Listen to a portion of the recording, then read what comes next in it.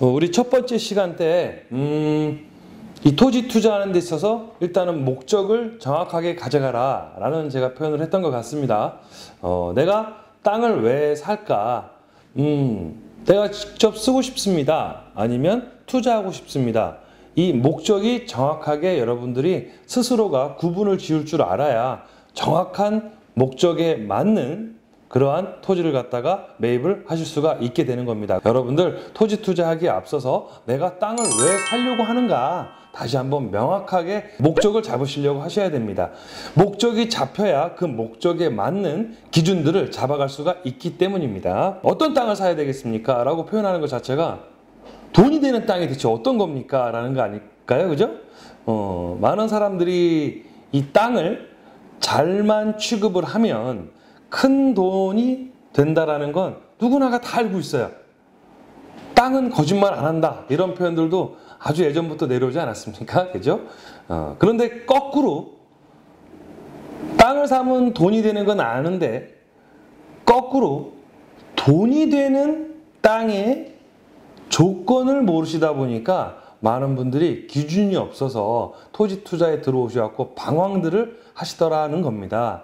그러면 우리 이제부터 그 돈이 되는 토지의 조건들을 하나씩 이제 알아가 보는 시간들을 갖도록 해 보겠습니다. 처음 강의다 보니까 일단은 여러분들이 이해하기 쉽게 제가 설명을 쭉 해 드리겠지만 또 그 안에는 또 세부적인 디테일함들이 분명히 존재한다는 걸 아셔야 돼요. 그래도 여러분들 기준부터 알아가야 또 세부적으로 들어가지 않겠습니까? 그러면 오늘 그 토지 투자하는 데 있어서 기본 조건을 한번 오늘 이번 시간에는 해보도록 하겠습니다. 제가 저번 시간에 얘기를 했던 것 같아요. 이 돈이 되는 토지의 조건은 최소 5가지 조건은 항상 따라붙어야 됩니다 라고 얘기를 했는데 그 5가지 조건이 따라붙기 이전에 첫 번째 조건이면서도 기본 조건이 되는 게 하나가 있어요. 뭐냐, 내가 선택한 그 지역으로부터 다른 지역까지 또 다른 지역에서 내 지역으로 가고 오고 가기가 편한 지역이어야 합니다. 이게 무슨 얘기냐?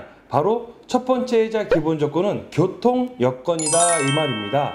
교통 여건은 다른 말로 접근성이라고도 표현을 합니다. 그러면 이게 왜 첫 번째이자 기본 조건이냐?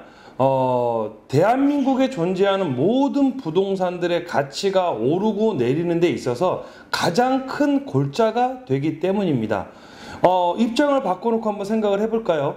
여러분들께서 자산 여력이 굉장히 큰 분이라고 한번 가정을 해봅시다. 한 300억, 400억 정도는 그래도 갖고 계셔서 내가 빌딩이라도 뭐 지을 수 있는 그 정도의 조건일 때 말입니다. 여러분들이 빌딩을 짓고 싶어요.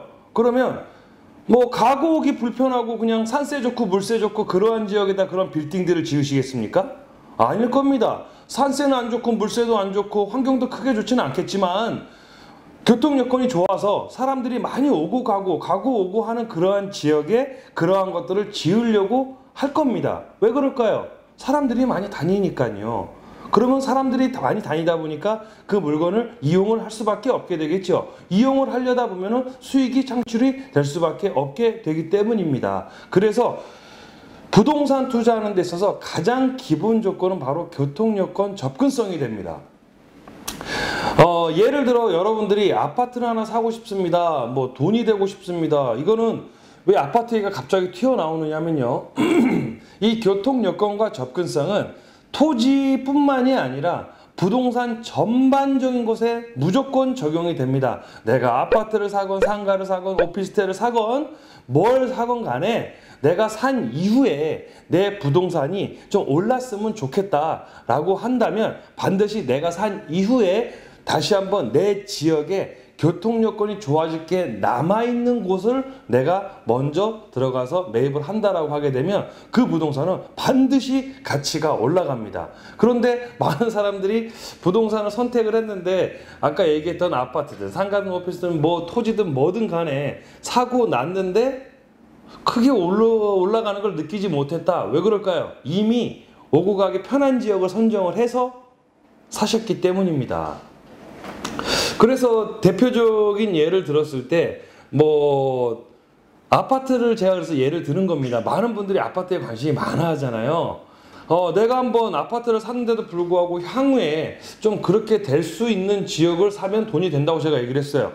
자, 우리 한번 가정을 한번 해볼까요? 30평대 아파트를 한번 떠올려 봅시다. 대략적인 가격입니다. 수도권 지역 중에서 판교나 광교 같은 지역은 이미 많이 유명해져서 여러분들이 많이 알고 계실 겁니다. 그러한 지역의 30평대 아파트 가격대들은 약 8억에서 12억 사이를 왔다 갔다 하면서 그 정도의 가격대들을 형성하고 있거든요. 근데 그 주변 지역을 보게 되면 같은 30평대 아파트여도 조금만 떨어진다 하더라도 보통 4억에서 6억대로 평균적인 가격대들이 형성이 되어 있습니다. 그러면 왜 판교나 광교 같은 곳은 그렇게 8억에서 12억까지 계속해서 올라갈 수가 있었는가? 바로 강남 접근성, 서울 접근성, 교통 여건이 좋기 때문입니다.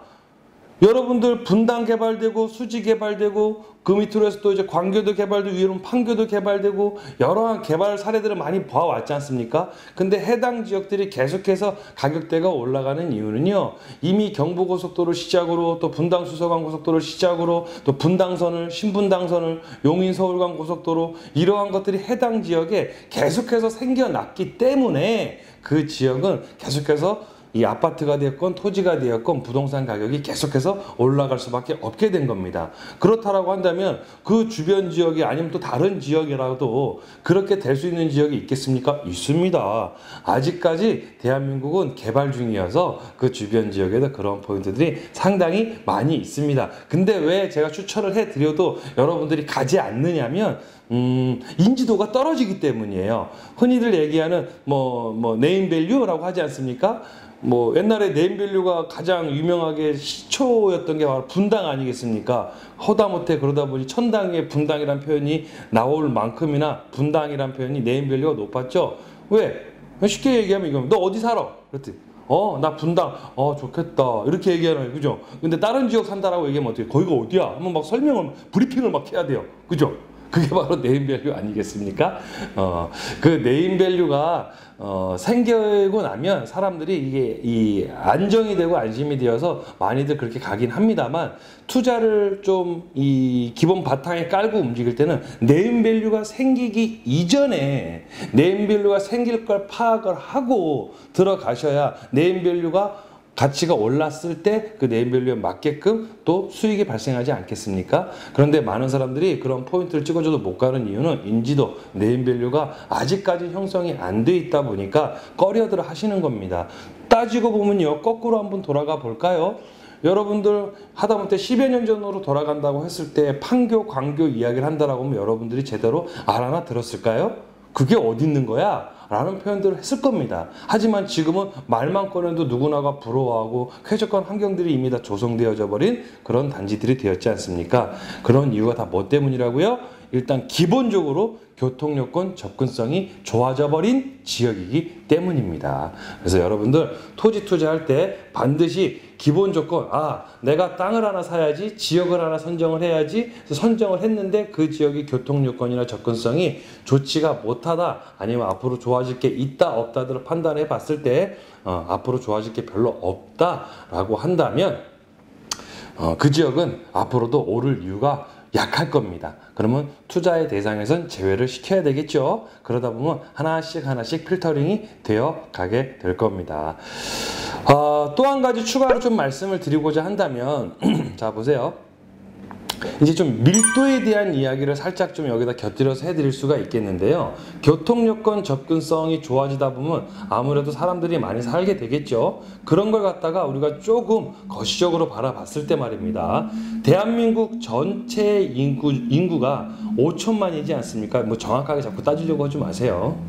5천만 정도가 되지 않습니까? 근데 이 5천만 명의 인구 중에서 절반의 인구가 어디에 몰려 살고 있을까요? 네, 수도권, 경기권에 다 몰려 살고 있습니다. 경기권 안에 서울도 있고 인천도 있죠. 그 안에 2,500만 명이 인구가 살고 있는 거거든요. 그러면 그 인구들 중에서 서울은 토지 투자하기엔 너무 빡빡하고 너무 어려워요. 그러다 보니 서울 우리 한번 배제해 볼까요? 그러면 서울은 인구가 몇 만이에요? 예, 1000만입니다. 또 뭐 900 얼마인데 정확하지 않네 이런 표현 하지 마세요. 그렇게 정확해봤자 투자하고는 아무 상관이 없어요. 그 정도는. 자, 그러면 서울은 인구가 1000만입니다. 그러면 2500만에서 1000만을 뺄게요. 그러면 1500만이 남네요. 그러면 우리 인천광역시도 뺍시다. 광역시니까요. 그럼 광역시를 빼보면 광역시 인구는 몇만 정도가 될까요? 약 320만 정도가 됩니다. 그러면 1500만 남은 거에서 320만 빼면 대략 300만만 뺍시다. 그러면 1200만이 남네요. 그 1200만 명이 경기권, 수도권이라고 불리우는 지역에 다 몰려 살고 있더라는 말이죠. 그러면 그러한 인구들이 몰려 살고 있는데 동쪽에 많이 몰려 있나요? 서쪽에 많이 몰려 있나요? 경기권에는 총 28개시 3개군이 존재를 합니다. 그 중에서 서쪽일까요? 동쪽일까요? 네, 서쪽으로 많이들 몰려 살고 있겠죠. 그러다 보니 신규 교통망들이 서쪽에 많이들 현재 생겨났고 또 생겨내고 있습니다. 그러면 그러한 지역에 아직은 인지도는 떨어지지만 교통 여건이 계속해서 좋아지는 지역이 있다라고 한다면 그 지역은 현재보단 반드시 미래 가치가 높아질 수밖에 없게 되는 거예요. 이해되셨습니까? 그래서 이왕이면 토지 투자하는 데 있어서 내가 뭐 여력이 많아서 지역 분산을 굉장히 활성화시킬 수가 있는 분이라고 한다면 여기저기 많이 움직이셔도 되겠지만 그렇지 않은 상태에서 그래도 핵심을 가지고 조금 하더라도 제대로 된 것을 좀 하고 싶어요 라고 한다면 반드시 제가 방금 말씀드렸던 그쪽 지역으로 관심들을 더 가져가시길 바라겠습니다. 향후에 인구는요, 거래 수요와 밀접한 관계가 있습니다. 그렇기 때문에 토지 투자를 한다라고 했을 때 사람들이 많이 살고 있고 많이 살게 될 수 있는 그러한 지역들을 찾아나셔야 된다는 거예요. 그러려면 역시나 다시 한번 교통 여건이 좋아야 되거나 아니면 좋아질 여력이 남아있는 그러한 것들을 선택들을 반드시 하셔야 됩니다. 이게 바로 토지 투자하는 데 있어서 아주 기본 조건이자 첫 번째 조건이 바로 이 교통 여건 접근성이고요. 이걸 알아봤는데 교통 여건 별로 안 좋아. 접근성이 굉장히 불편해. 지도상으로는 거리는 뭐 60km밖에 안 되는데 어디로부터 서울로부터 50km, 40km밖에 안 되는데 막상 가려고 하면 교통 여건이 안 좋아서 1시간 반 걸려, 2시간 걸려 이래 버리면 그 지역은 교통 여건 접근성이 안 좋은 거예요. 안 좋은 거예요. 그렇게 판단하시면 되는 거예요. 그래서 반대로 알아봤는데 거리상으로는 3, 40km 나오는데 교통 여건이 좋아갖고 차량으로 이동을 해보니까 1시간도 안 걸려. 그럼 해당 지역은 접근성이 좋은 거예요. 그러면 그 지역은 안 좋은 쪽보다 훨씬 더 투자 가치가 높겠죠. 이런 식으로 필터링을 해 나가다 보면 그 폭이 좁아지어서 여러분들이 투자하는 포인트를 정확하게 합리적으로 근거 있게 선정을 하실 수가 있게 되는 겁니다. 이해되셨습니까? 그래서 첫 번째 조건, 교통 여건 접근성. 그래서 안 좋다? 그러면 쳐다보면 돼요, 안 돼요? 안 돼요. 좋다? 그럼 그때서부터 제대로 알아보는 겁니다. 알겠습니까? 그래서 첫 번째 조건, 교통 여건 접근성까지 오늘 마무리하도록 하겠습니다.